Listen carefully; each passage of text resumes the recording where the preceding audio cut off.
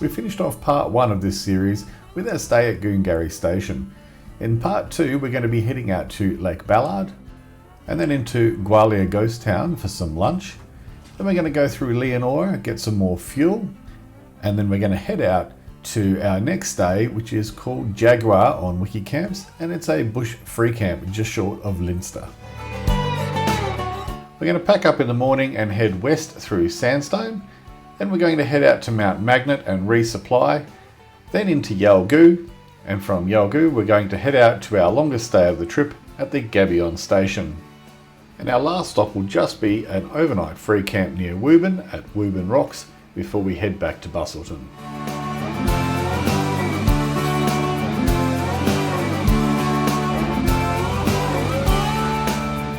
Much to Gary's delight, after a quick breakfast we headed out the way that we came into Goongarrie Station, but this time when we get to the highway we turned left and continued on towards Menzies.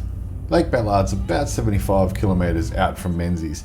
The road's pretty good, it's sealed for most of the way with a small amount of gravel towards the end.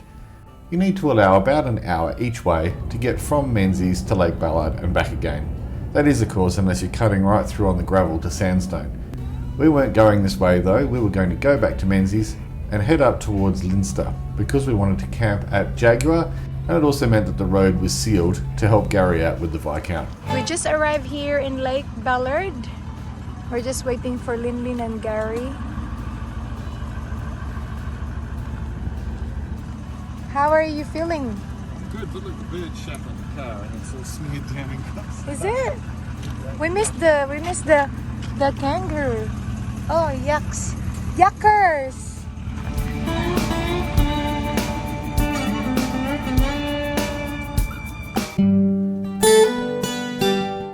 Lake Ballard was selected by Anthony Gormley to display his Inside Australia exhibit. It's a collection of 51 different steel sculptures stretching across 10 square kilometres. Each sculpture represents a local resident of the town of Menzies. You can get an excellent view of some of the sculptures by climbing the hill that's not too far from the campground. Camping is available here and there is even a dump point. The campgrounds are reasonably sparse, but it can get busy here in peak seasons. Flies are friendly. Also remember, if you are coming out here later in the year like we are, the flies are very, very friendly. Just took a really big breath in and just swallowed a fly.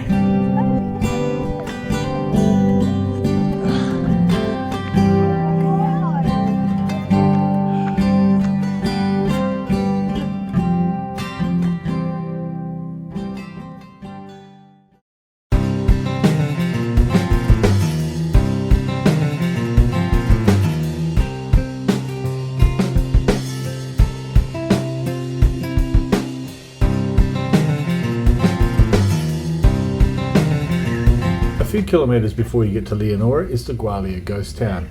This was the perfect spot for us to open up the kitchen in the Emu Expedition and cook up a little bit of lunch before having a poke around the town. The town of Gwalia is a tourist attraction that was set up by local volunteers and to this day is still upkept by volunteers. The Gwalia town was almost as big as Leonora at one point and was set up so that the miners could live closer to the Gwalia mine site. Interestingly enough, the 31st President of the United States, Herbert Hoover, was an integral part of this mine and the design of the town of Gwalia. What is this? Reading a little bit about Herbert Hoover and the way that he treated migrants and employees, he wasn't a particularly nice fella. But with all that said, the Gwalia town site is an excellent attraction for young and old, and if you get the chance to drive past there, make sure you stop in and have a look around.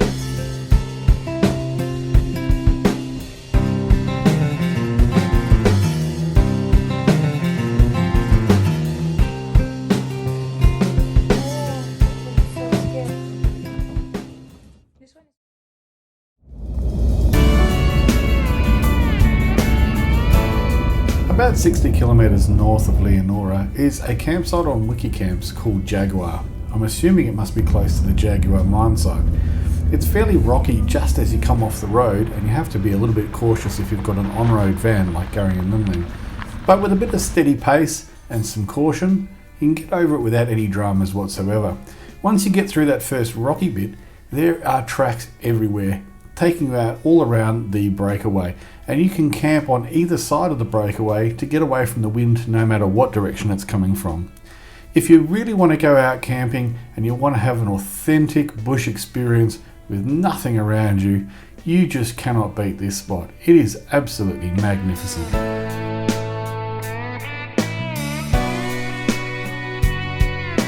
Walking to the top of the breakaway is a great afternoon beers activity. You can even explore some of the little caves along the ridge of the breakaway that the Aboriginals would have no doubt used when they were going from place to place in the past.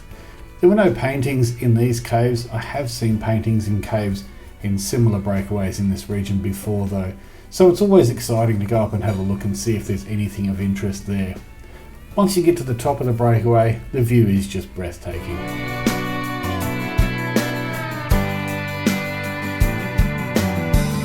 And unlike more popular campsites, there is no shortage of firewood around this camping area. Go for your life, there's just stuff laying on the ground everywhere.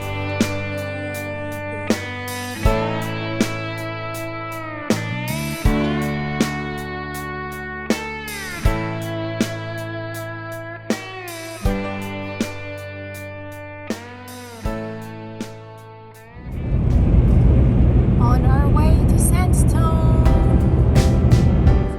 It's important when you get out around station country that you remember that cattle is roaming freely around the countryside, and that includes on the edges of the road. If you think hitting a kangaroo is bad, hitting a cow, well, that's a whole nother story.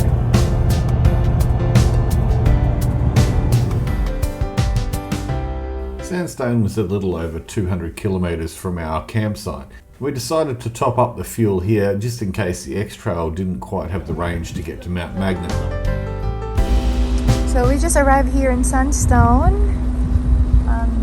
We already got the fuel and now Jeffrey's just making his coffee. Very important. Very important because he's the one who's driving. So he needs to be happy.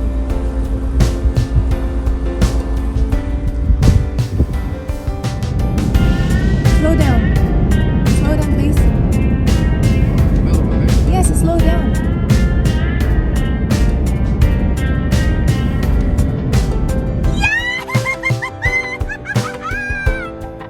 Between Sandstone and Mount Magnet, there were so many lizards on the road. It was quite funny.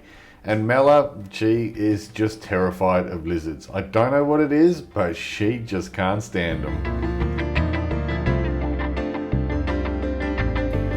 Mount Magnet's about 155 kilometres from Sandstone, and here we were able to get some lunch, go to the IGA and top up a few groceries, and they even allowed us to fill up our water tanks in the caravan at the roadhouse.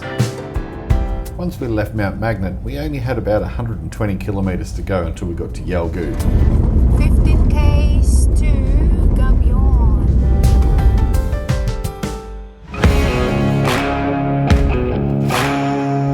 Gabyon Station is over 260,000 hectares in size, and to give you some idea of what that actually means, it will take you more than 90 kilometres to drive from one end to the other.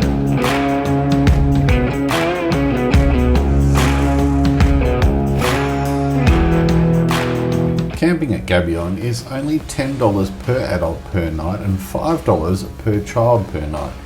The campground is a short walk from the main homestead.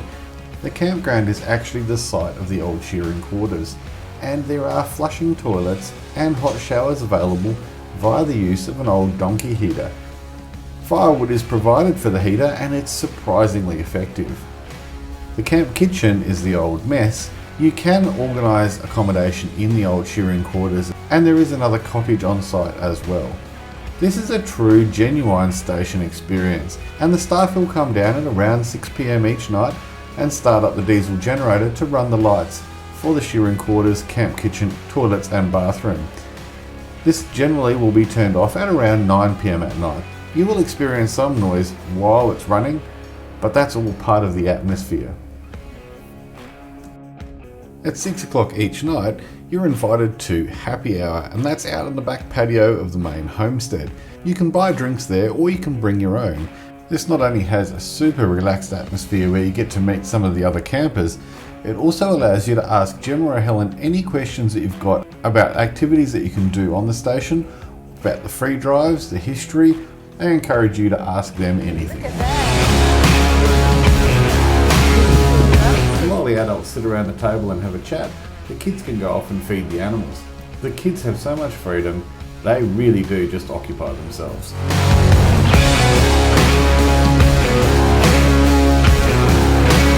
Because we got in fairly late on the first day, we went and did our happy hour and then came back, had some dinner, and then just relaxed around the fire.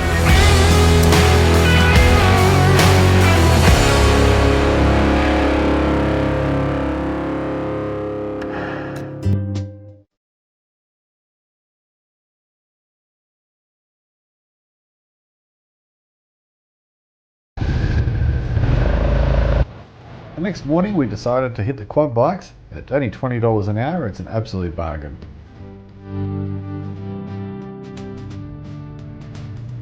Even though you can take the quads anywhere you like, there is a track that's been marked out that takes approximately 1 hour, which allows you to have a look at the wildflowers on the station.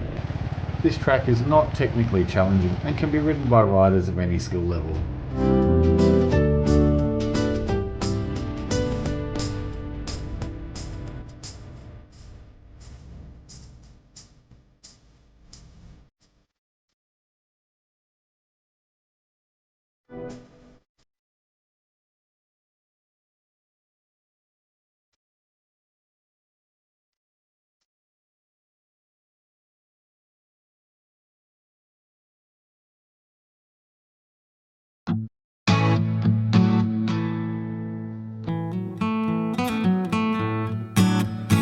Horse riding is another activity that you can do at Gabyon, and that's $60 an hour for a tour around the station. I'm definitely no expert at riding horses, but every time I've had a go at it, it's always been great fun.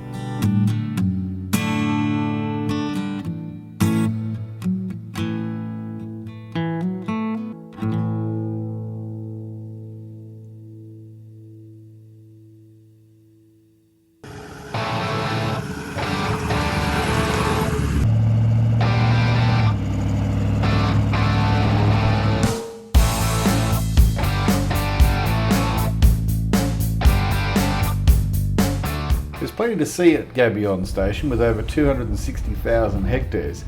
If you head into the homestead, they'll give you a map and they'll talk to you about where you might want to go depending on how much time you have and the type of vehicle that you have. We went for a short drive that was only a few hours in length, but you can spend an entire day out on the station if you want to.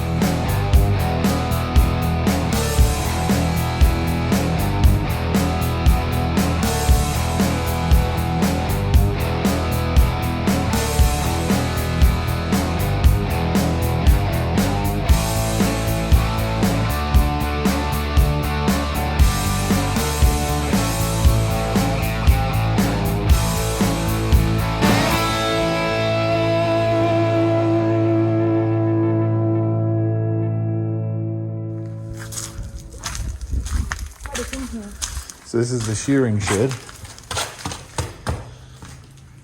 So this is where all the work happened.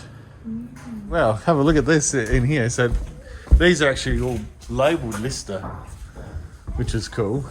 And then where you came through, that belt there is what spun all of the shearing stations. And look down here at this old motor.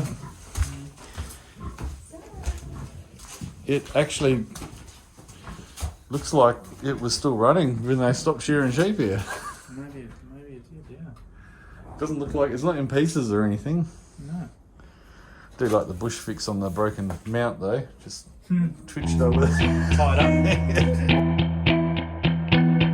This place just feels so untouched. It's like the 21st century hasn't quite got here yet.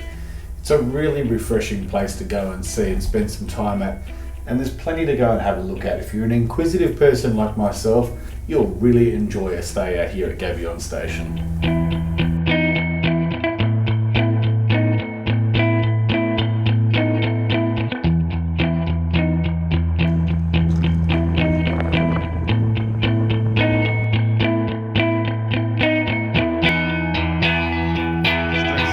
Goongarrie.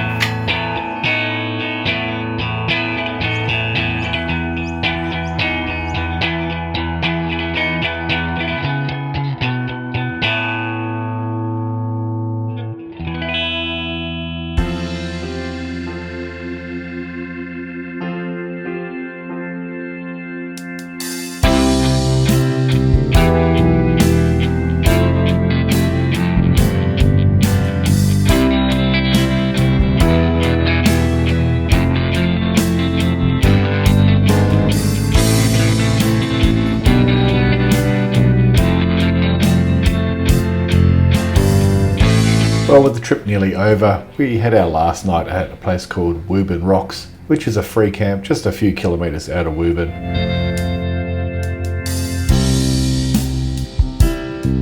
We got up in the morning and headed straight home with a quick stop in New Norcia for some sightseeing and to top up the fuel tanks. I really hope you've enjoyed these two videos.